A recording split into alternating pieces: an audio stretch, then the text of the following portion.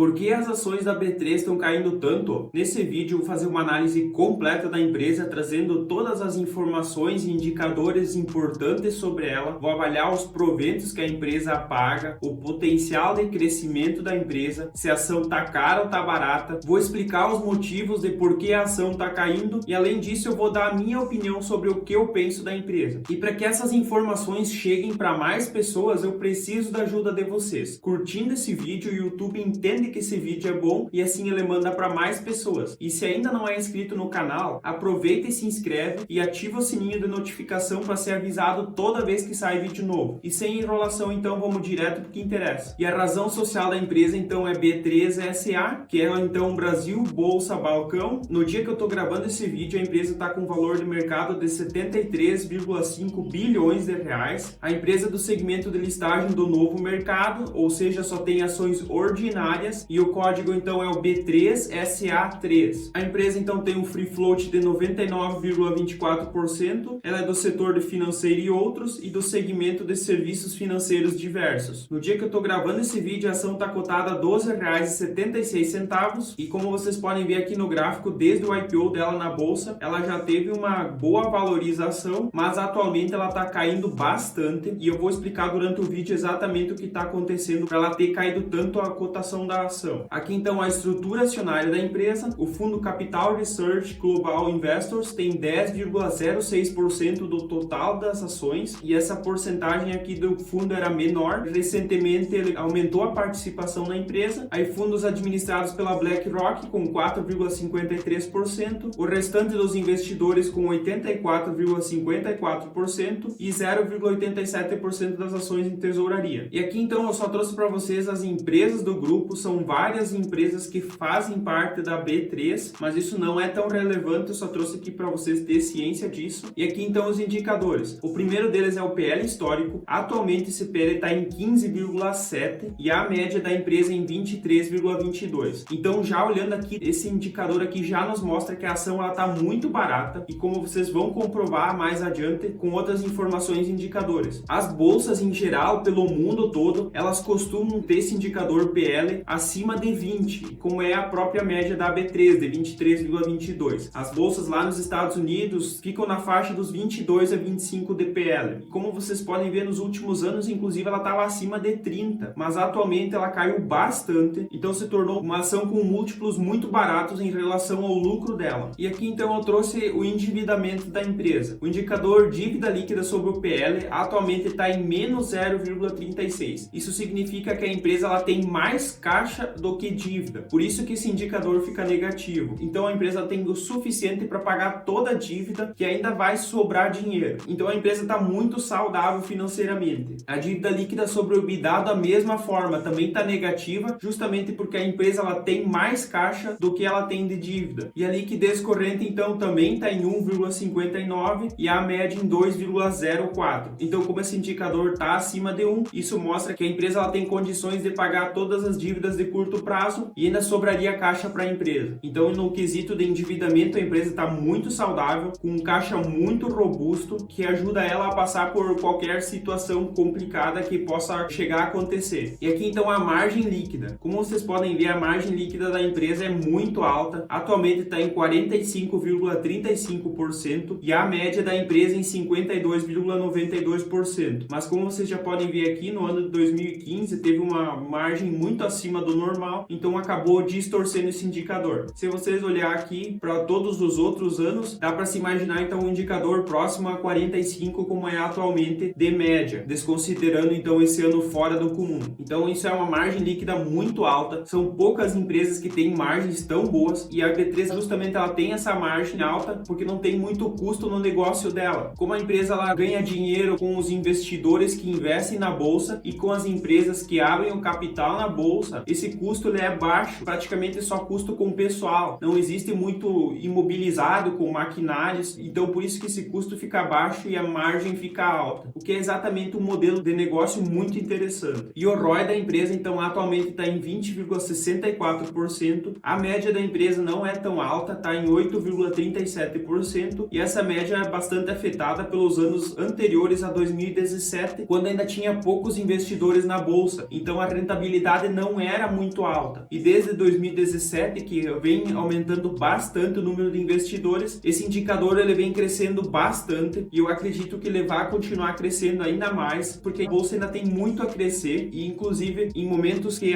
o Ibovespa está em alta, a tendência é que essa rentabilidade aumente ainda mais porque o lucro da empresa é maior, já que quanto mais o Ibovespa sobe, na teoria mais o preço das ações sobe. E o ROI, que é outro indicador que é muito interessante, atualmente está em 13,91% e a média da empresa em 6,03%. E aí também vocês podem ver como a empresa ela vinha com um indicador bem baixo e como ele vem subindo desde 2017, justamente por tudo que eu já falei para vocês. E aqui então o Dividend Yield, atualmente esse Dividend Yield está em 7,98%, o que é o maior Dividend Yield da empresa até hoje. Como vocês podem ver, só tem Dividend Yield desde 2016, justamente porque a B3 ela não era uma pagadora de proventos até 2016. E isso também deixa então a média dela um pouco baixa, 3,63% não é uma média de uma grande pagadora de proventos, mas o que eu vejo aqui é que como ela paga proventos há poucos anos, no começo é normal que ela não consiga pagar tantos proventos, mas eu acredito que a partir de agora essa média deve subir e a empresa começa a pagar proventos mais interessantes com consistência. E aqui então os proventos pagos por ação em cada ano, cada uma dessas linhas aqui representa 20 centavos, então como vocês podem ver, em 2016 e 2017 ela pagou um pouco menos de 20 centavos, em torno de 15, 16 centavos, e aí em 2018 ela ultrapassou os 20 centavos por ação, em 2019 ela chegou quase a 40 centavos por ação, e em 2020 então ela ficou próxima aos 70 centavos por ação, e agora em 2021 ela já está se aproximando dos 80 centavos por ação, e ainda não acabou o ano, então esse provento pode ser ainda maior, e já é o recorde da empresa. E aqui então eu trouxe o payout para vocês verem qual é o percentual de lucro que a empresa paga em proventos para os investidores. Então desde 2016 a empresa está com uma média de 92,31%, em 2016 ela pagou um payout de 50% e a partir daí só foi aumentando e em 2019 chegou a 134,74% de payout. É claro que aqui tem que levar em consideração que esse percentual é em relação ao lucro líquido da empresa e não ao caixa operacional da empresa. Então por isso que esse percentual ele pode ser acima de 100% em alguns casos, por causa de alguns efeitos contábeis que acabam diminuindo o lucro líquido contábil, mas o lucro líquido de fato ele é maior. Então ela tem uma média muito alta de proventos, como ela não precisa de muito investimento para crescer, facilita muito e ela consegue pagar um payout muito alto. E aqui então eu trouxe a receita líquida e o lucro líquido da empresa. Como vocês podem ver, a receita líquida da empresa de 2008 a 2016 praticamente ficou estagnada, crescendo muito pouco, justamente porque foram vários anos que